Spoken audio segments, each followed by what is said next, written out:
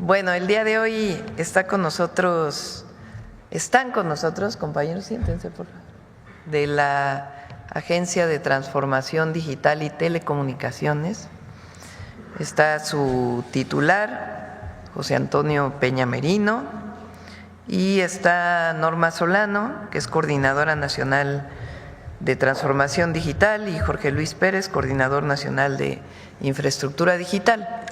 Ellos nos van a exponer los elementos centrales de la reforma que enviamos a la Ley de Telecomunicación. ¿Qué es lo principal? ¿Cuáles son los cambios para bien de nuestro país y del pueblo de México en torno a las diferentes áreas que regula la Ley de Telecomunicaciones?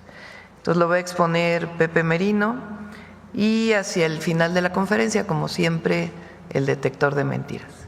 Adelante, Pepe.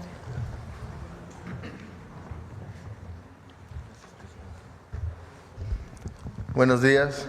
Muchas gracias, Presidenta, con su permiso.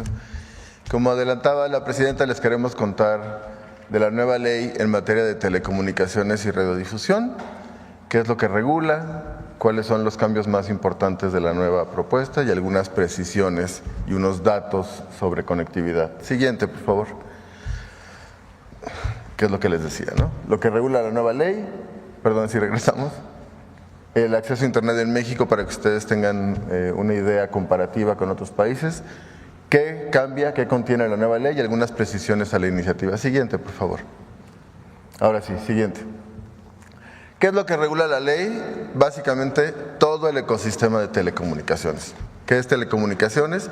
Cómo distintas cosas se conectan entre sí para transferir información. Entonces, por ejemplo, lo más conocido, satélites, antenas, torres.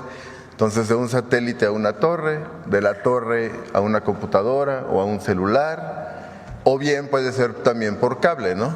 Se hace un cableado, lo que conocemos como fibra óptica, puede ser de fibra óptica a una torre, de la torre a una antena, de la antena a un celular. De hecho, así es como nos conectamos y estamos conectados todos hoy aquí en nuestros celulares, ¿no? A una torre de celular que seguramente está conectada a un cable de fibra óptica, ¿no? Esto además no solo funciona para Internet, que es lo que usamos en los celulares, sino también para televisión abierta, televisión por cable y en el caso de radiodifusión, pues para radio, ¿no? Tanto AM como FM. Entonces toda la ley justamente regula todo este ecosistema de datos y dispositivos. Siguiente. Otra forma de decirlo es que se regula el acceso y el uso de señales de comunicación. Es decir, quién accede a las formas de transmisión de información, sea por el aire, lo que llamamos espectro, o sea cable, torres, etcétera, y qué uso se hace de esta infraestructura. Entonces, en el caso de acceso, lo más conocido son concesiones de espectro, es decir, quién puede usar espectro para dar servicios, por ejemplo, de conectividad, telefonía celular, despliegue y explotación de infraestructura, torres, antenas, etcétera, y las posiciones orbitales, es decir, los satélites. Esto es muy importante y voy a dar un poquito más de detalle adelante. Y el uso puede ser comercial, en el caso de una empresa que se dedique a dar servicios de telefonía celular o de televisión por cable, por ejemplo, social o público. Además, interconexión, esto es importante, esta es la posibilidad de que una red de una empresa se conecte a otra red de otra empresa y de esa forma puedan conectarse todos los usuarios, ¿no? Si yo soy un usuario de una empresa X y mi mamá es usuaria de una empresa Y, yo cuando le marco a mi mamá se interconectan las redes de mi empresa, la empresa con la que yo tengo el contrato y la empresa de mi mamá, ¿no? A eso nos referimos. Compartición de infraestructura, es decir, si una empresa construye una torre que se permita con un costo que otra empresa pueda usar esa misma torre para poner una antena, por ejemplo. Calidad de los servicios, que no haya intermitencia, que haya frecuencia, que la velocidad sea la indicada. Gestión de posiciones orbitales, esto es una facultad del Estado mexicano que los satélites geoespaciales tengan una órbita dedicada para el país, y derechos de audiencias y de usuarios, que también lo voy a explicar un poquito más adelante. Es decir, que los televidentes, por ejemplo en el caso de televisión abierta, pues tengan acceso a contenidos que respeten derechos humanos, no discriminatorios, etcétera. Y por supuesto el tema de supervisión y sanciones, es decir, si se violara en algún sentido tanto el uso como el acceso. Siguiente, por favor. Entonces, de manera muy rápida les cuento algunos datos de acceso a Internet en México que creo que son ilustrativos de por qué esta ley y cómo la planteamos. Lo primero, en el verde oscuro ven las zonas de cobertura de 4G en México, en el verde clarito las zonas que no tienen cobertura. Efectivamente, algunas zonas que no tienen cobertura son zonas de baja o muy baja densidad poblacional, ¿no? Pero no es siempre el caso. Nosotros estimamos por lo menos que hay 10.2 millones de personas en México, mayores de 14 años, que viven en zonas sin cobertura 4G. Es decir, son 10 personas que 10 millones, perdón, que aunque tengan un dispositivo no se pueden conectar a Internet, ¿no? Y todo lo que eso implica, ¿no? Porque ustedes lo hemos dicho aquí, ¿no? El Internet es un derecho, pero además es un habilitador de derechos. Si uno tiene Internet, pues tiene la posibilidad de expresarse, acceso a educación, libre manifestación de ideas, etcétera, ¿no? Una persona que no tiene acceso a conectividad, pues es una persona que además no puede ejercer todos esos derechos de la manera oportuna y rápida que los demás, ¿no? Y estimamos en al menos 4.4 millones el número de personas que viven en zonas que sí tienen cobertura, pero que no tienen de su bolsillo el recurso para poder adquirir datos. Entonces, esto para nosotros son personas también sin cobertura, ¿no? Porque aunque vivan en una zona en donde hay señal de celular o del servicio que sea, pues si no pueden pagar de su bolsillo el servicio, pues no tienen acceso a estos datos. Entonces, estamos hablando de por lo menos 15 millones de mexicanas, mexicanos. Siguiente, por favor. Y este es un comparativo que nos parece útil. Elegimos un grupo de países de tamaño, nivel de ingreso, población, territorio, más o menos similar al caso de México, y vean la evolución del precio. La primera gráfica es la evolución del precio por gigabyte, ¿no? Esto es en dólares, la fuente es la Unión Internacional de Telecomunicaciones. Estos no son datos nuestros, son datos de la organización internacional que ve todo el tema de telecomunicaciones. Y si ustedes ven en este grupo de países, hay una caída en el precio de datos en México, pero hacia el final del periodo, pues México tiene entre este grupo de países el precio más alto por gigabyte, que está en $5.22, ¿no? Está en dólares para hacer la comparación. Seguido de Sudáfrica, por ejemplo, con 4.18, pero hay países como Egipto, aunque Egipto tiene una densidad urbana muy alta, ¿no? La inmensa mayoría de su población vive en 3 ciudades, el costo es 0.52, es una diferencia notable, pero lo importante es la diferencia en la tendencia, ¿no? Nosotros nos estacionamos y no ha habido realmente una caída en el precio. Ha habido un incremento en la penetración, el porcentaje de hogares con Internet, en el caso de México, pero ha sido un poco más lenta que en otros países. De hecho, si ven la comparación, pues todos los países que están allí, con excepción de Colombia, nos rebasaron en términos del porcentaje de hogares que tienen Internet, que en el caso de Colombia es 59% y en el caso de México es 68.5%. Siguiente, por favor.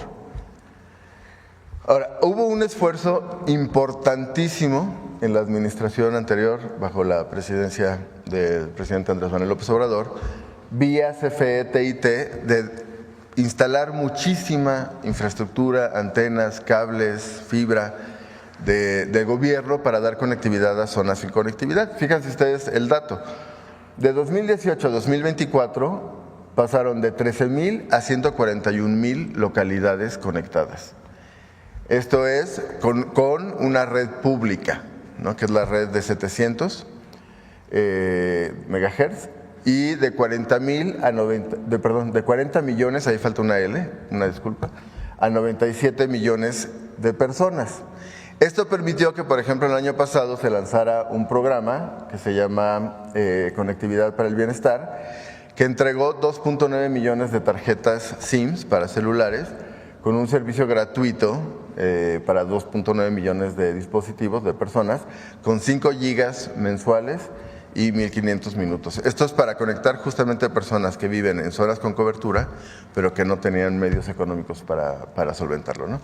Aún con ello, al día de hoy, 92% del territorio nacional, en términos de población, o 92% de la población nacional vive en zonas con cobertura. Esto es 96% en localidades de más de 2.500 habitantes, pero fíjense, es 62% en localidades con 2.500 habitantes o menos, lo cual significa que pues más de una tercera parte en estas localidades viven en una zona sin cobertura, y es apenas 26% en el caso de localidades de menos de 200 habitantes, que son muchísimas localidades muy pequeñitas en donde solo una cuarta parte tiene conectividad. Y en donde hay conectividad, el gasto en el promedio nacional es de 721 pesos, pero en el caso del 10% más pobre, de los hogares más pobres del país, se gastan 247 pesos, que representan casi el 6% del total de su gasto.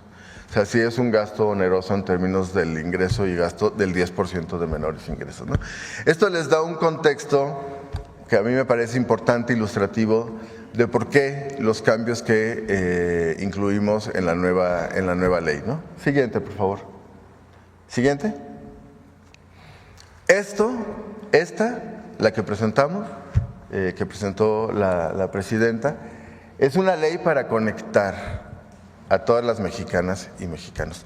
Gradualmente, con medios públicos, las empresas privadas, pero que proporciona, nosotros creemos, el marco normativo que justamente va a permitir llegar a una meta de conectividad en donde el acceso a Internet pues no excluya a los 15 millones que les mencionaba. Lo primero, espectro para uso público. Esto quiere decir espectro que pueda usar una autoridad de gobierno, centralmente CFE, que ha consolidado CFE Internet, CFE TIT, CFE Telecomunicaciones, Internet gratuito, como el programa social que adelantaba, oficinas gubernamentales, ¿no?, que en lugar de tener un contrato puedan acceder a Internet vía este espectro, y sitios públicos, ¿no?, como los que instalamos en la Ciudad de México cuando la presidenta era jefa de gobierno, o bien espectro para uso comercial, también en el caso de CFE, en igualdad de condiciones que una empresa privada. Entonces, si es para proveer cobertura social, servicios gratuitos, espectro gratuito. Si es para comercializar, pues igual que cualquier otra empresa, sea privada o pública. Cobertura social y carretera, esto es importante y la presidenta nos lo ha enfatizado, por empresas de telecom a cambio de descuentos, por ejemplo, en el pago de espectro. Operadores comunitarios, sociales y públicos podrán conectarse, esto de veras se los quiero reiterarlo, es muy importante, a las redes de los grandes operadores a costos accesibles. Les doy un ejemplo que me parece ilustrativo. Hay algunas en la Sierra Mixteca, sobre todo, no solo, ¿no?, pero quizás son los casos más conocidos de Oaxaca.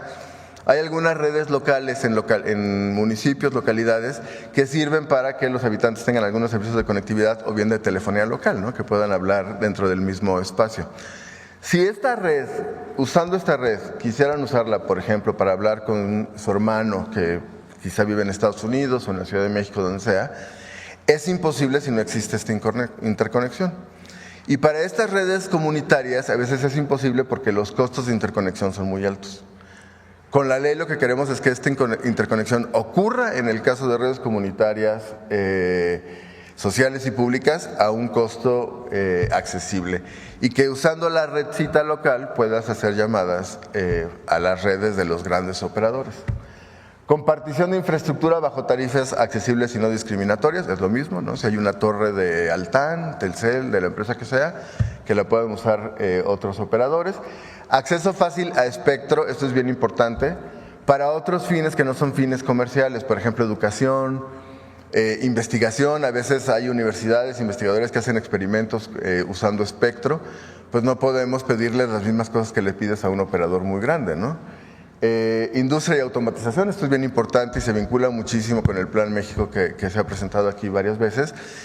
Por ejemplo, si es una industria en semiconductores o etcétera, que tiene procesos automatizados, estos son procesos que usan espectro para poder conectarse, y pequeñas empresas de telecom, como lo que mencionaba de operadores comunitarios. 7, menos requisitos. También esto es bien importante, para acceso a espectro a radios públicas y comunitarias, sobre todo indígenas y afromexicanas. Importantísimo. Esto no es para servicios de conectividad, eso es para servicios de radiodifusión, la radio local, con frecuencia en lenguas originarias, pero que además en la modificación permite que accedan a patrocinios y publicidad local. Es decir, perdón, si me pasan la botellita de agua, perdóname.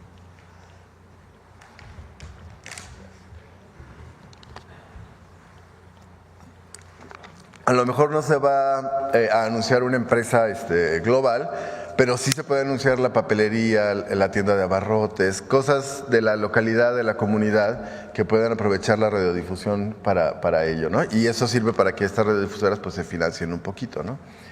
Y por supuesto simplificación y homologación, que bueno, a eso entre otras cosas nos dedicamos en la agencia, para trámites de despliegue y infraestructura, ¿no? No puede ser complicado si queremos conectar a todos los mexicanos y mexicanos, poner trabas burocráticas para que se despliegue infraestructura, cumpliendo todas las normas que haya que cumplir, ¿no? Entonces, digamos, el mensaje que yo espero haber sido exitoso comunicando es: esta es una ley para conectar a mexicanas y mexicanos.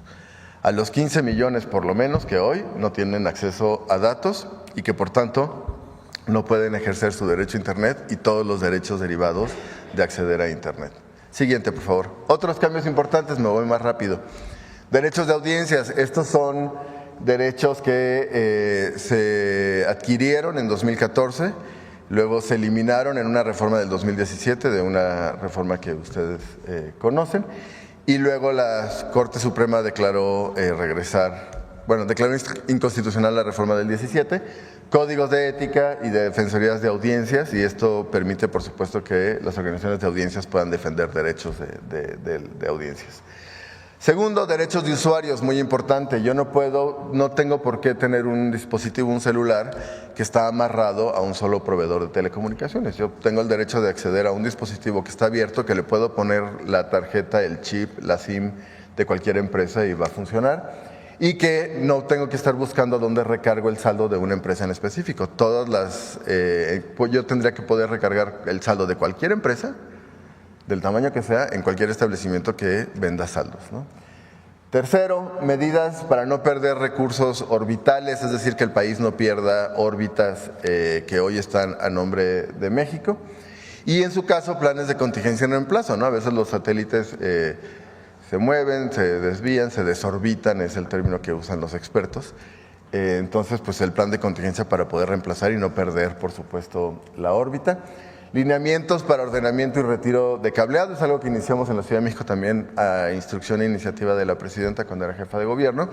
Gradualmente, de manera ordenada, sin que implique grandes erogaciones, pero que sí es importante tener lineamientos básicos para bajar cables en desuso. Por ejemplo, eso es muy común en la ciudad, ¿no? Que tú ves un poste con una maraña de cables y resulta que 80% de esos cables ni siquiera tienen un uso, ¿no? Bloqueo de señales en centros penitenciarios a cargo de las empresas de telecom. Esto es, por supuesto, para evitar mal uso de telefonía celular y llamadas al exterior, por ejemplo, casos de extorsión, ¿no? Siguiente, por favor. Una cosa bien importante que creemos que vale la pena enfatizar. El IFT se divide, y lo ha mencionado también la presidenta repetidamente, centralmente en dos funciones, y en este caso así se va a separar.